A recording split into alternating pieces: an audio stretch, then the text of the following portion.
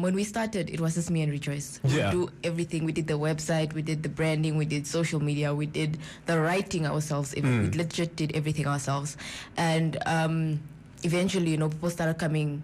We never planned that. We never imagined that we would have writers. In studio today, this morning, I'm joined by two young ladies. All right. They are the founders of Afterbreak Magazine, which is a Namibian digital youth emphasis on the youth magazine that's the brainchild of, again, two young enterprising Namibian women, launched in April 2018. The magazine aims to educate, empower, entertain young people whilst striving to build a community of growth, a sense of responsibility, and shared identity. That is absolutely beautiful. I'm joined in studio by Mehafo Amunyela and Rejoice Amutenya. A very good morning to you, and thank you so much, guys, for taking time out of your busy schedule to joining us here on 99. Good morning to you too. How are you guys doing this morning? Very good, I think. Yeah? Yeah. Rejoice? I'm doing You're doing good? Okay, so let's get into it. Let's start with you, Rejoice. Tell us a bit about yourself, just briefly, and what drew you to the media industry. Well, I'm a 19-year-old computer science student at the Namibian University of Science and Technology. Okay. I'm also a digital youth envoy at the International Telecommunication Union and the founder of Afterbreak. Wow. So what drew me to the media industry? I don't know, man. I just loved reading magazines as a young, child. And then later on, I was like, you know what? I can't relate to this South African magazines anymore. Let me do my own thing. And then that's where the whole thing came. So young and yet so accomplished. Mehafo, tell us a bit about yourself and then what drew you to the media industry. All right, so I am 21. Okay. Why did I say 20? How wow. I think I was thinking too much about the question, but yes, I'm 20. I'm a media student at UNAM, and I think Afterbreak is what drew me to the media industry. Right. Because I had initially actually applied for like economics and statistics. Right. And then one December, the year I matriculated, I just had a dream, man. I have a dream. Yeah, I had a dream that I was a media student. Right. And for some reason in that dream as well, which I haven't done yet, my hair was like super short and was like bleached blonde. Okay. And then I woke so up and media like, industry-esque there, yeah?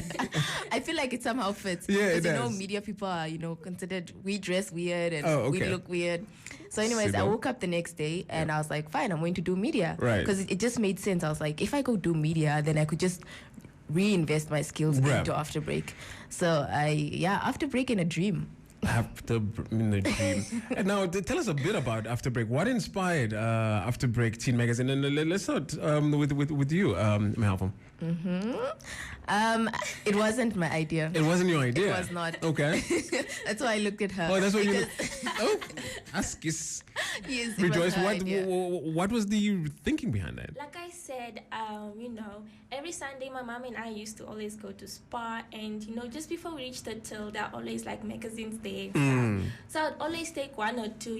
Back in the time it was all. Did you pay for them or did you just take them? I did, so my mom paid. All right. I would usually take Drum and Teen Zone. And, just read. And then I think in grade 8, I was like, you know what?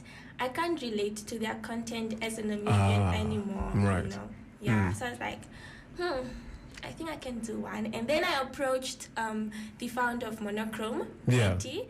And she was like, I think you're too young, Okay. Just wait a little bit, what. And then after a year, I approached her again. And then she was like, you know what? If you really want it, go for it. Just get someone to help you. And then I reached out to Mehafo because she was also a blogger back then. And she was like, you know what? Yes. How's the business evolved since you guys first established Afterbreak Magazine? We've definitely grown in size. Right. When we started, it was just me and Rejoice. Yeah. We do everything. We did the website, we did the branding, we did social media, we did the writing ourselves. We legit did everything ourselves.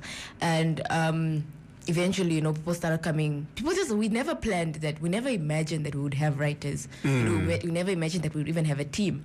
And eventually, people just started coming to us. We got emails like, "Hi, I'd like to be a writer." And then that's basically how it grew. Right. So today we have a team of like we have a team of like more than 20 people. Wow. Yeah, so that's one of the ways that it has definitely evolved. Wow. And I think we've also personally evolved. Yeah, no. it shows. Now, you guys, your media enterprise has grown quite extensively and impressively in the last couple of years. What are some of the business principles and lessons that both of you have learned? Rejoice? Something I've learned is stay consistent. Like when I first started, I was so focused until like I reached grade 10 and I was like, yo, this is a lot. Right. But I just kept pushing, and it's even way harder now since I'm a uni student. And also just, collaborate. Like it opens doors for you and your business. So yeah. Yeah. And Mehafo, last year was a particularly tough year for businesses all around, And you guys are enterprising. You guys are trying to cut your teeth in this thing called business and youth magazine. Tell us, how you guys overcame the challenges that you faced, and of course what that taught you.